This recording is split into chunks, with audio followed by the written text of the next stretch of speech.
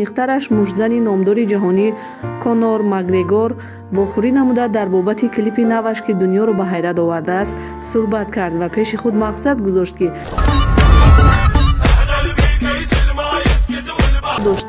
پدر و مادرش را به زیارت خانه خدا فرستد و آیا این آرزویش عملی یافت؟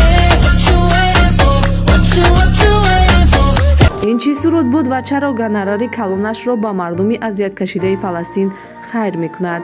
دوستان عزیز، ویدیویی که در اینجا گذاشتگیم اتشاتی که اکای بخ هر روز مردم گرانیسا میبره میاره برادر باورناک خیلی که شما تماشابینای ما میدونید که طول 2 ساله که فقط همین اکر رکلام کرده استیم. این رقمش همین جدا موندگیم زنگ بزنین اینامی مهراب رو گپ زنین حتما اسکیت اخچا داره بچهای نق زن ماشیناش کامفورت ان شاء الله که در راه دور و دراز مونده نمیشه. مووی تراول یکی از شرکت‌های بلیط فروشی ارزان است که مهاجران عزیز شما میتوانید با نرخ ارزان از اینجا خریداری نمایید. بچه‌ها برای بلیط داره؟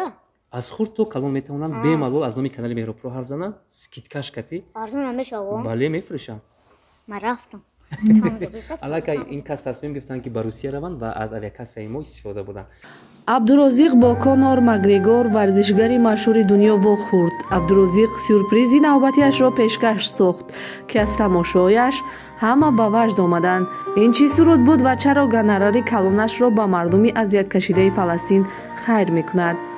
عبدالرزیق در کجاست و با کی بندی چی کار و زندگی است؟ راست است که پدر و مادرش را با خود برده الکی عنوان حاجی شدن را به آنها لایق دانسته است. بیایید سر این آوازه های نوبتی که پیرامون زندگی تا به امروز پنهان عبدالرزیق است قصه میکنیم.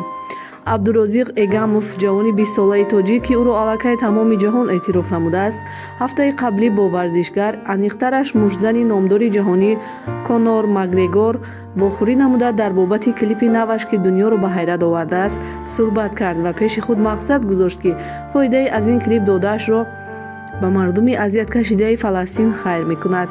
کانور مکگریگور اگرچه خریستیان است ولی او این مقصد نیک عبدالرزیق ما را به نظر گرفته 24 ساعت کلیپ عبدالرزیق را به آبونچیانش پیشکش کرد و حتی مبلغی هنگفته به او داد که در برابر کاری خیر می نمودش به کودکانی جراحت برداشته و مردمی عذاب دیده فلسطین خیر نماید. عبدالرزیق به گفته چند تن از نزدیکانش مقصد داشت که پدر و مادرش را به زیارت خانه خدا فرستد و آیا این آرزویش عملی یافت یا نه؟ تا حال معلوماتی عمیق به دست آورده نتوانستیم. عبدالرزیق عین حال در امریکا است و عزم دارد که باز به چند دولت دنیا سفر هنری انجام داده بیشتر و پرآوازه‌تر از هنری بلعجبانه‌اش خبردار سازد.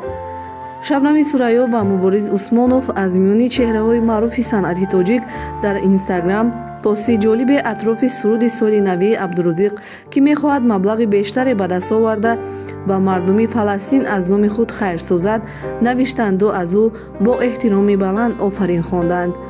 عبدالرزیق نیت دارد که جهان او را شناسد و همگی او را چون یک تاجیک نامدار و نامورز اعتراف نمایند.